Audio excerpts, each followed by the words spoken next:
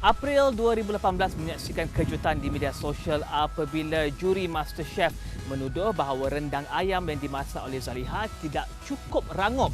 Dan daripada insiden tersebut tercetuslah sokongan dan juga kritikan terhadap Zaleha di media sosial, termasuklah sokongan daripada Pesuruhjaya Tinggi UK ke Malaysia, tuan yang terutama Vicki Treadell.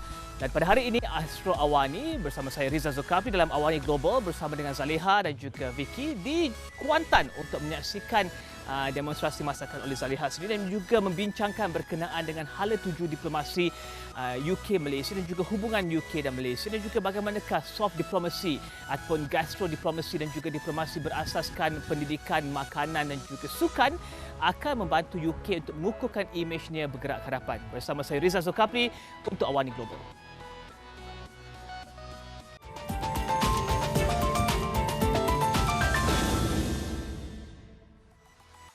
Pada pertengahan Julai lepas, United Kingdom dinobatkan sebagai negara teratas dalam indeks negara dengan soft power. Kajian diterbitkan firma perunding UK, Portland dan juga Pusat Diplomasi Universiti Selatan California. Indeks yang sama turut menyebut kekuatan kolektif negara ASEAN yang berjaya mewujudkan hubungan akrab dengan 10 negara kuasa besar dunia termasuk Amerika Syarikat, China dan Jepun antara lain melalui soft power sebagai rakan dialog. Soft power milik UK ini berdepan ujian apabila pada April, salah seorang juri dalam program Masterchef UK, Greg Wallace, memberikan kritikan pedas terhadap hidangan nasi lemak peserta dari Bristol yang dilahirkan di Malaysia, Zaleha Olpin. Kata Wallace, rendang ayam Zaleha tidak cukup rangup, lantas mencetuskan perang pendapat di media sosial. Dan perang media sosial ini turut disertai oleh Perdana Menteri pada ketika itu, Datuk Seri Najib Tun Razak dan Perdana Menteri ke-7 Tun Dr. Mahathir Mohamad. Zaleha terkeluar di pusingan suku akhir pertandingan tersebut. Dan saya bersama TYT Vicki Treadell membantu Zaleha untuk menyediakan rendang ayamnya yang popular di Kuantan. Hari ini saya akan masak rendang ayam. Bahan-bahannya ada dekat sini. Okay. Kita perlukan bawang merah, bawang putih, halia kunyit hidup, cili kering, sedikit cili padi, serai, lengkuas, yang penting ni buah keras. Is that candle nut? Candle nut, yes. Yep. Garam and sedikit rempah ratus yang kita blender, yang I dah blendkan. Dengan gula Melaka? Gula Melaka, we're going to put it later on. Okay. Once we start cooking. So these are all the blended stuff here. And I blend the chilies separately so we could adjust the spice. If we don't want it too spicy, then we just put half of it. Yeah. Ini resepi Zaleha sendiri, is this your own recipe or is it a variation of the things that you've collected all these years? This is my own recipe, but my recipe are based on Tengku Puan's cookbook. I did change it around a little bit because we like it spicier and we always like it more kerisik in it. Maybe you can explain and share with us this recipe and why rendang is a special dish for you. Rendang is a very special dish, I think, for every single household in Malaysia, kan? Because every household have different rendang. There is no right or wrong, I think, when it comes to rendang. But we don't do it crispy. So share with us your Masterchef experience and what was it like to be able to present Malaysian cuisine, Southeast Asian cuisine to the to the world in that sense. It was an amazing journey, I must say. It was really an amazing journey. I mean, John and Greg was really, really good to me. The crew, everybody on Shine, he was really good. To be honest with you, when I put in my application, I never thought I would even get a phone call, let alone cooking in the Masterchef kitchen. It's just pure luck. And I brought in chicken satay for my audition. They liked my chicken satay and then they called me in to cook.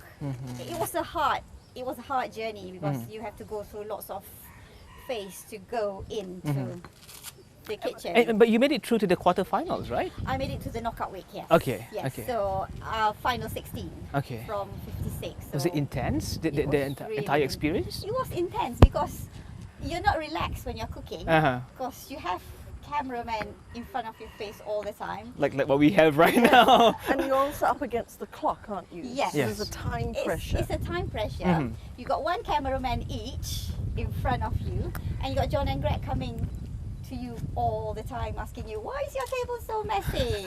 Why are you so late? Why are you... Everything, every question comes out, you know. I said, are you sure it's cooked enough? Are you sure it's fresh? So it's just, they just keep coming to you and talk to you. All you want to do is say, just go away, let me cook. And you decided to cook rendang on that day itself, or did you know in advance that you could choose what you wanted to cook for the quarterfinals or in the quarterfinals? The quarterfinals, we were given a brief. Okay. So they tell you to cook your family favorites, and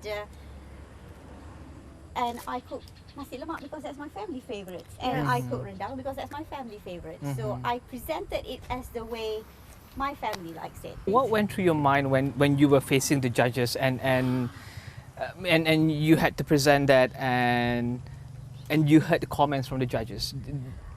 I was sad though. Yeah. I worked so hard in the kitchen because I need to present the food within 1 hour and 15 minutes. I need to plate those foods.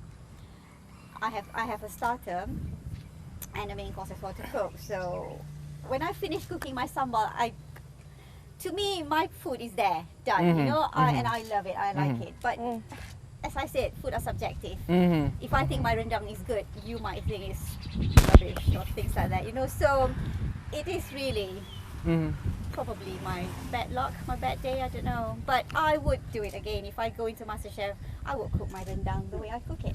Did you know it was going to go viral after he said that? No, I have sleepless nights. Do you know why? Because when I got eliminated, I went back home and I told my children and my husband, I said, gosh, I got eliminated for making nasi lemak. Can you imagine? It's going to be, I am so going to be chopped by the Malaysians, you know, because I got eliminated for making nasi lemak and got kicked out. So when that happened, when everyone just took to social media and you know reacted to that, Yep. how did you find out about that? Friend of mine, lots of friends from all around the world keep sending me all this WhatsApp, sending me tweet from you, tweet from Tun Mahathir, tweet from Najib, and tweet from lots of people. Even my friends in Sweden, Norway, they all watched the YouTube before BBC pulled it out from the YouTube. Okay. They all saw it and they say, oh my gosh, Zaleha, you were in Masterchef. Why didn't you tell us? I said, I can't tell you and I can't comment anything. I'm really sorry I can't comment anything because I'm tied up to the contract that I signed up with BBC as well. And when that happened, Yeah. Your Excellency, you took to Twitter and you said that Yes. you commented on what happened on Masterchef. Talk to us about, or share with us about digital diplomacy. And digital I could diplomacy. see Yes. that Rendang Gate could become a huge diplomatic issue. Okay. And so as a good diplomat, I wanted to get ahead of the curve and, you know, join the debate. And of course, with my knowledge of Malaysian food and rendang, I thought we needed to educate people in defense of Zaleha. So I didn't want people to say, oh, you know, the Brits don't understand our food, because that would be wrong. Yeah. And so getting in on the action, putting out a tweet, replaying it on my Instagram account as well, and of course my own comms and press team repeating it on our High Commission Twitter account, Facebook and Instagram. So social media is a very important diplomatic tool. We've talked about gastro diplomacy, digital diplomacy is equally important. I did it before the Prime Minister of the day and the Prime Minister to be. So I feel very proud of that fact that I was one of the first, if you like, senior figures to come out in defence of But Zaleha. it was not a one-person show. You had your team behind you to also support that. And actually I had been out at a meeting that morning, and when I got back to my office, a great comms team will spot trends. So it was actually a chap called Mandeep in my office who came up to me and said, High Commissioner, have you seen the Twitter storm over Rendang Gate? And I said, no. And he said, you better have a look. Maybe you ought to tweet something. So I had a look, and instantly I knew he was absolutely right. And there and then I composed and sent out my tweet. So I actually do my own tweeting. What's the difference between the press release diplomacy and also the Twitter diplomacy? I think social media allows you to react in real time, whereas with print media, it's always at least a half-day delay. You can go onto their online sites, so are often ahead of the news agenda or in line with what is breaking news. So there is an immediacy, and also you can reach so many more people through social media, not just in the country that you're in. But if you take this example, there's a chicken saying, "Where's my friend?" But also an audience in the UK. And if you get your hashtags right, foodies around the world would be picking up news of this. And so you reach a much bigger audience.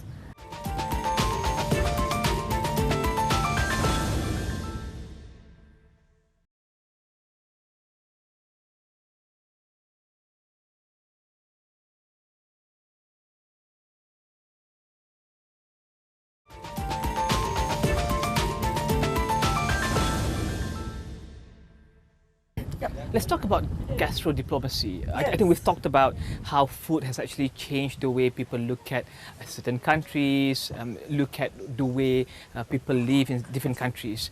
I think recently during the visit of the Prince of Wales and the Duchess of Cornwall, one of the dishes that was served was the Rendang beef Wellington. Yes. Tell us about gastro diplomacy and how the UK is doing it with countries like Malaysia, for example. So I believe in gastro diplomacy. When people come to my home, my residence in Kuala Lumpur, I have a lot of senior people, whether in government or in business or civil society. Often I meet them over a meal in my house to develop those relationships. And how do we do it in Britain? I think every ambassador, so not just for Britain, our kitchen is a key part of our delivery mechanism. So thinking about the food, wanting to reflect Britain, but also our modern reality. So Britain, as we were talking about earlier, is famous for some of our celebrity chefs, our wonderful cookery programs like Masterchef, and that has brought in new approaches and techniques to how you cook, and fusion food is a result of that. So when we were planning for the royal visit of His Royal Highness the Prince of Wales, and I knew I'd be hosting the gala dinner, I wanted to use the menu for that dinner to reflect the UK-Malaysia relationship. So every dish and every course was a blend of Britain and Malaysia. Let's talk about, did the FCO sanction that? Was that taught at the FCO? How did you develop that? Well, I think it's something that I have taken a huge interest in throughout my career. And I think this started when I was Deputy High Commissioner in India, heading our team in Mumbai. Again, another country where we have a historical relationship, and therefore the food I serve at my table.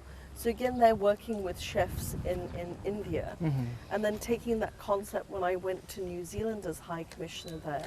The best local produce, but how can we create something special? So I think by the time I arrived in Wellington, I had this concept of gastro diplomacy.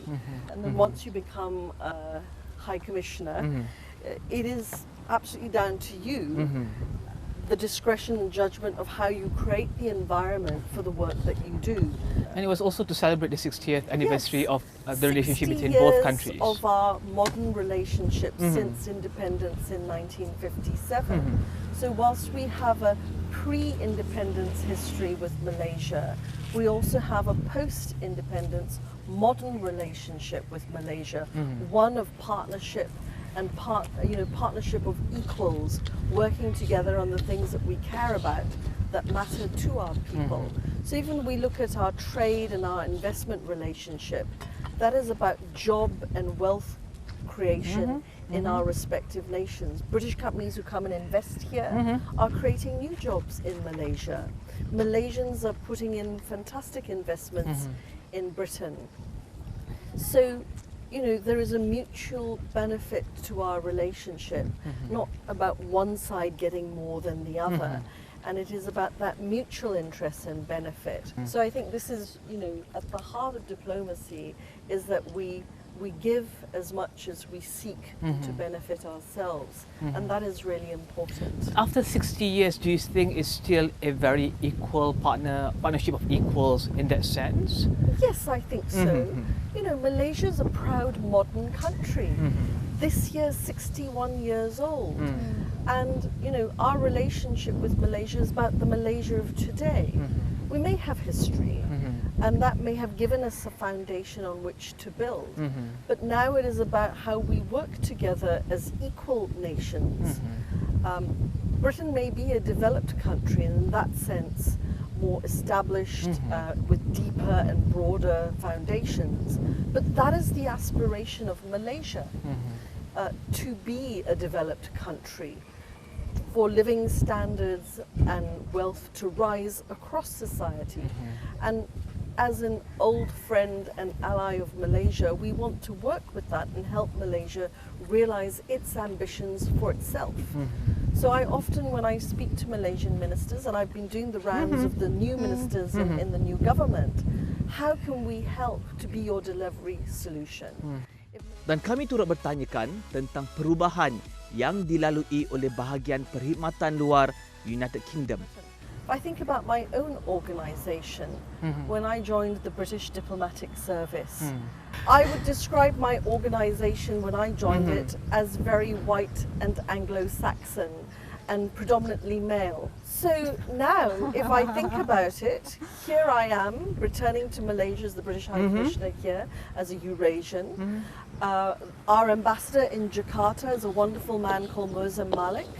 His family, I think, were originally from South Asia.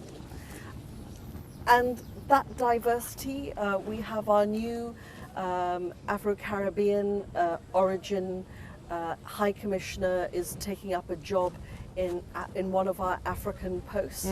So my own organisation has diversified to better reflect British society as it is today. How does that add value to the relationships that the UK has with all the countries all around the world? I think, because we have a more diverse organisation with people whose families come from different parts of the world, it actually gives us a much better and informed global perspective. Because of my own family background, now being British High Commissioner here to Malaysia, that I start with an advantage of having a much deeper understanding of this country and the relationship and the history between our two countries. It's not something I had to learn before I came here because Malaysia had always been a part of my life. So I think that these are advantages for British diplomacy when we have more people whose family histories trace their roots from other countries outside the UK. And actually that diversity is a reflection, if you like, of Britain's own history and empire. I remember my first day at work in the Foreign Office, my first boss, who was an old Etonian, went to Oxford, classic British diplomat of the day, said to me he didn't understand how I could be a British diplomat. So I said to him, but sir, the answer is quite simple.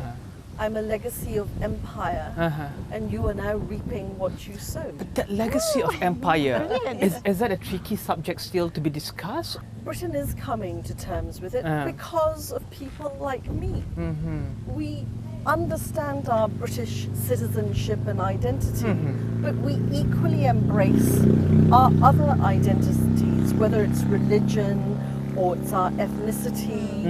And as I said to my boss, I can celebrate Chinese New Year, but I also celebrate Christmas because those are the aspects of who I am. So I think Britain is becoming, at least in my lifetime experience, more comfortable with itself and celebrating the richness of the people we have from all different parts of the world. And that's not to say that there isn't racism, but there is racism in every country. Yeah. And people who do not believe in racism must be the ones to stand up to say, we do not like it, it is ugly, and it must not happen in our name. So because this is only a half an hour program, so we can't wait that long for the rendang to cook. Yeah. So Zaleha has prepared the rendang for us, and please share with us this rendang. You can present to us. Yes. Yeah. So this is the final dish of the rendang. Once you see this oil down there, the oil separates from the spice. The chicken must be cooked for at least half an hour to 45 minutes because they're quite big piece. And you can see the sauce is like, when you cook it all the time, you will know, isn't it? Yes, it's perfect. And you're right about the oil. Yes, the oil must separate. Coming Oh, that's down nice. there. Yeah. It's gorgeous.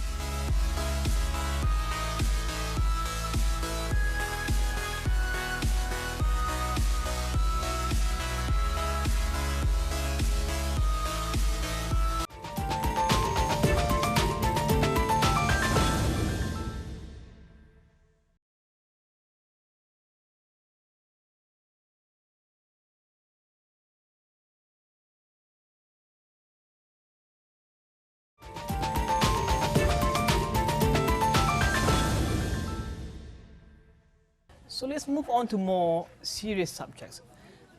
We want to talk about Brexit. Yes. And I think recently we've seen how negotiations about Brexit has come to a very challenging prospect for the UK moving forward post-Brexit.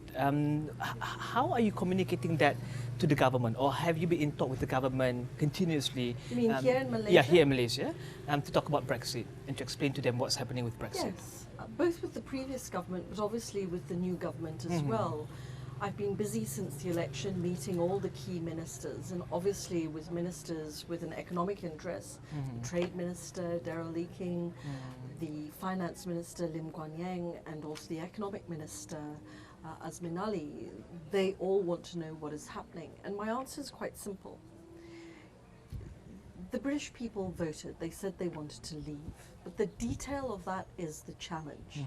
And I don't think there is one particular group that has the perfect solution. So where we will end up will have to be a compromise acceptable to the majority. And this is where you have to trust our government to see this through. But of course, being a parliamentary democracy, as we have seen in the last few days, there will be very lively debate in our parliament to make sure that whatever goes forward, which will be the negotiating starting position for my Prime Minister and government, it is one that has the majority support in Parliament, however big or small that majority might be. So what we want out of this process is a strong and deep relationship with Europe after we leave.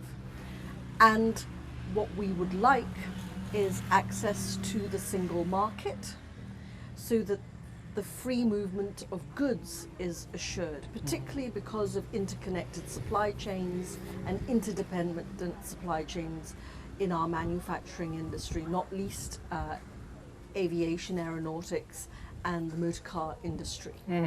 So there has to be a pragmatic outcome that is a win for Europe and a win for Britain. So a comprehensive free trade agreement is something we want to secure to safeguard those supply chain interdependencies, and also both for European and British manufacturers that we can export to each other in the way that we do now. But 7 months before we go into Brexit, or the UK goes into Brexit, is there clarity now for businesses, for parents sending kids to unis in the UK, for the 16,000 Malaysian students studying in the UK? Is there clarity for them as to how things will be after March 29, 2019? Well, Britain remains Britain, and you've used the specific example of foreign students, and Malaysian students represent our single largest student body. Nothing will change with regard to them because the visa requirements that stand now will be the same after we leave the EU. So our universities are open for business as they always have been, and there will be no change to that because our education sector and what we do with Malaysia and other countries is not dependent on our relationship with the EU at all. So no change there. Most Malaysian investors are again in sectors that are not dependent on our relationship with Europe. A lot of Malaysian investment is in construction, development, regeneration. If we get the free trade agreement that we want with Europe, then it will be business as usual. And if you... But can it still be business as usual moving forward? Yes, because we will, one of the opportunities and one reason why we do not want to be part of the customs union is that will free us to negotiate our own free trade agreements with the rest of the world. Remaining in the customs union means that Britain cannot independently do what it wants to do. We are world class in so many areas. So just this week it was announced that Britain once again is #1 in the global soft power rankings. So we are a soft power superpower. And if you look at the reasons why we are, all those reasons will remain exactly the same reasons once we leave the EU, because they are not dependent on our membership of the EU. So I'm confident about Britain's future, and that is one of the messages that I'm getting across to your ministers. Many of them know Britain well. So I think there is a confidence in our future. I think if you look at the tweet by your new Trade Minister, Daryl Laking, after his meeting with me, you will see an unequivocal statement of confidence in Britain post-Brexit. Speaking on leveraging on affinities and past relationships, will you or will the UK be looking at strengthening its relationship with the Commonwealth countries post-EU? Well, I think we were before this decision. If you go back in time, we put ourselves forward to host the Commonwealth Heads of Government meeting at the Malta Chogam. And I think that happened way ahead of where we are now on Brexit. So our commitment to the Commonwealth has always stood strong. And it would be fair to say that in some years we were a bit complacent, we weren't that active. But with this government, we are determined, regardless of whether or not we remained in the EU, to refresh and re-energize that relationship with the Commonwealth. It is another family of nations that we belong to, that we want to play an active role on. On that note, we thank you very much, Your Excellency, for joining us today. Thank you very much. Thank you.